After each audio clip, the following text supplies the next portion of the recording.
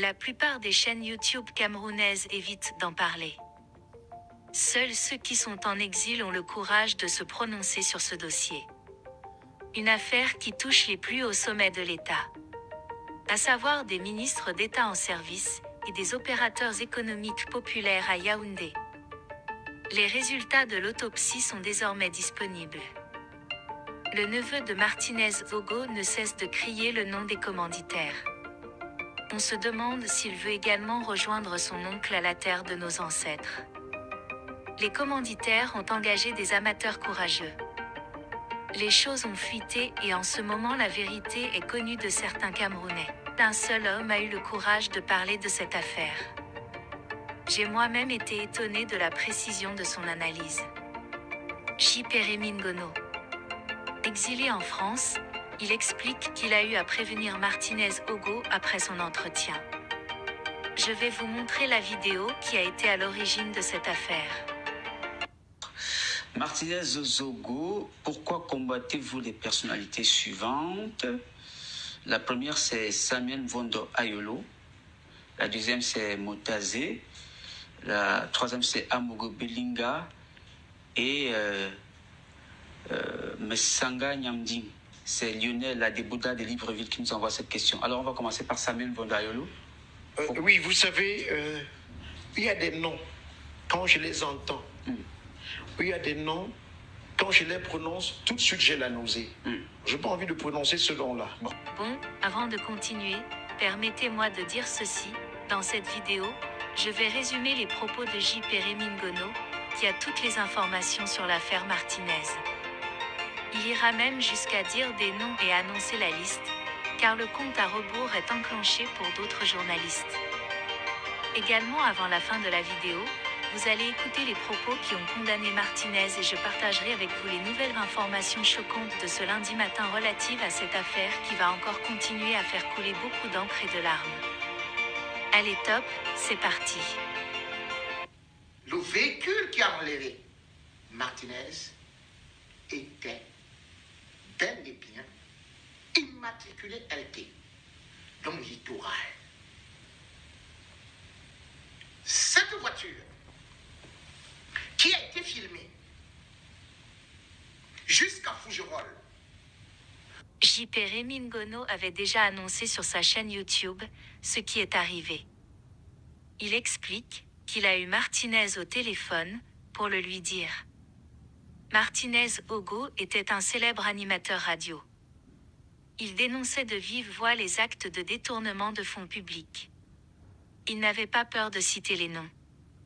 Son émission était populaire, vu que plus que jamais, les Camerounais sont taxés en 2023. Tout a augmenté sur le marché, et pourtant une poignée de personnes se partagent des milliards. Martinez Ogo s'est donc principalement attaqué à un ministre et à un opérateur économique. Quelque temps après, il a été porté disparu, et finalement il n'est plus. J. Pérémine Gono explique en détail les faits.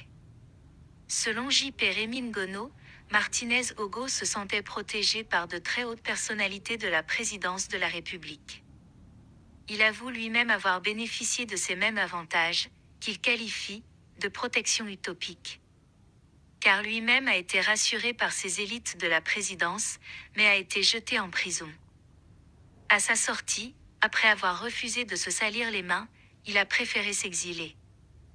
J. Pérémine Gono dénonce la censure. Il dénonce la passivité du Cameroun. Chose qu'on peut comprendre, car lui-même révèle que les hautes personnalités de l'État ont recruté de talentueux informaticiens pour tracer et localiser les activités. Plusieurs personnes engagées ont ainsi connu le même sort que Martinez. On se souvient de Charles Ateba Eyene. Passons, s'il vous plaît. Lui, Paul Motazé. Lui, pour Motazé, en tant que ministre des Finances, pour dire vrai, je ne le combats pas. Hein. Oui, d'accord. Je suis contre, C'est une erreur d'appréciation, sa façon de gérer ce ministère et la façon avec laquelle il gère les finances du Cameroun. Il y a Jean-Pierre Amogo Belinga.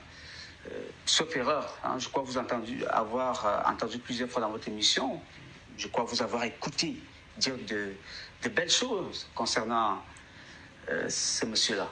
Oui, c'est vrai qu'au départ, j'ai toujours pris effet pour cause pour Jean-Pierre Amogo Belinga. Chaque fois qu'il a été en difficulté, vous m'avez certainement suivi dans mes émissions, je prenais effet pour cause pour sa personne, mais j'ai été désagréablement surpris, ça je vous le dis aujourd'hui, que Jean-Pierre Amogo Belinga, pour arranger ses démêlés avec le directeur du cabinet civil, se servent de moi quand j'étais dans des problèmes. Et je vous le dis clairement, Georges Meka, le procureur de la République de l'époque, s'était confié à un ami, dont je préfère dire le nom, s'il veut, je pourrais citer le nom demain, que Jean-Pierre Amogo Belinga